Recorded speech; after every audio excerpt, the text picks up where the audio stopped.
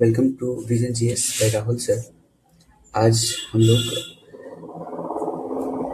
Biology घटना चक्र का अनुवांशिकता चैप्टर पढ़ने जा रहे हैं, जो एग्जाम के लिए काफ़ी इम्पोर्टेंट है। तो आइए हम लोग शुरू करते हैं। सबसे पहले हम लोग इसका नोट्स देखेंगे, फिर प्रश्न करेंगे।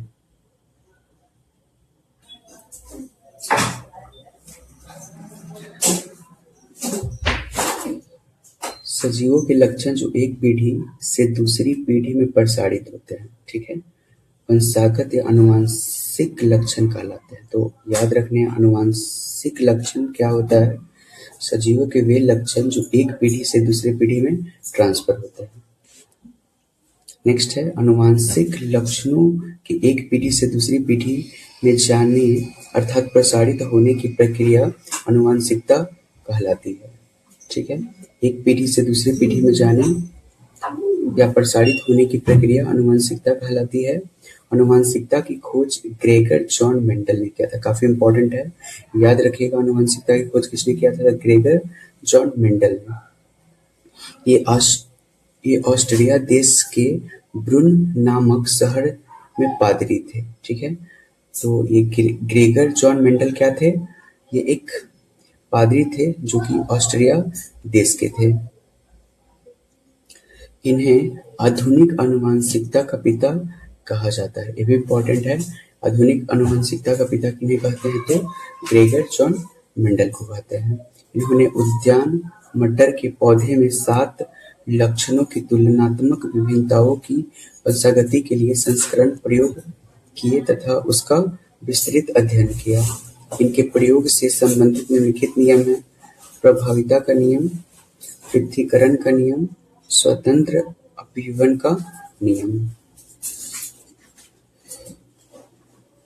जीवों में अनुवांशिक लक्षण क्रोमोसोम द्वारा संतान में ले जाए जाते हैं। ठीक है, तो इम्पोर्टेंट है। जीवों में अनुवांशिक लक्षण जो होते हैं किसके द्वारा? तो क्रोमोसोम के द्वारा संतान में जाते हैं।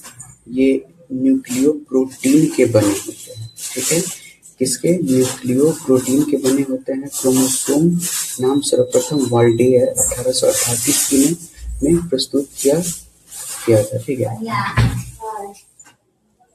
क्रोमोसोम पर स्थित डीएनए की बनी ऐसी अति सूक्ष्म संरचनाएं जो अनुवांशिक लक्षणों का धारण एवं उनका एक पीढ़ी से दूसरी पीढ़ी में स्थानांतरण करती है, जीन कहलाती है। जीन जीवों के शरीर में अनुवांशिकता की मूलभूत इकाई है। तो इम्पोर्टेंट है कि अनुवांशिकता की मूलभूत इकाई क्या होती है? तो जीन होती है। ठीक है, सामान्यतः किसी भी प्रजाति में गुणसूत्रों की संख्या निश्चित व स्थिर रहती है। गुणसूत्रों की संख्या आयु अथवा वजन के साथ परिवर्तित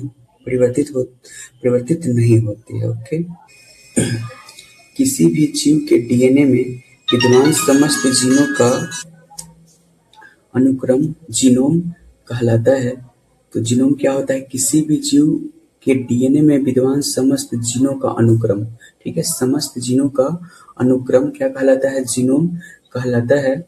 जीनोम के सभी गुणसूत्रों का संरचनात्मक एवं प्रकार्यात्मक संगठन जीनोम चित्रण कहलाता है। प्लवमान जीन या जंपिंग जीन के सिद्धांत का प्रतिपादन बारबरा मैकक्लिंटॉक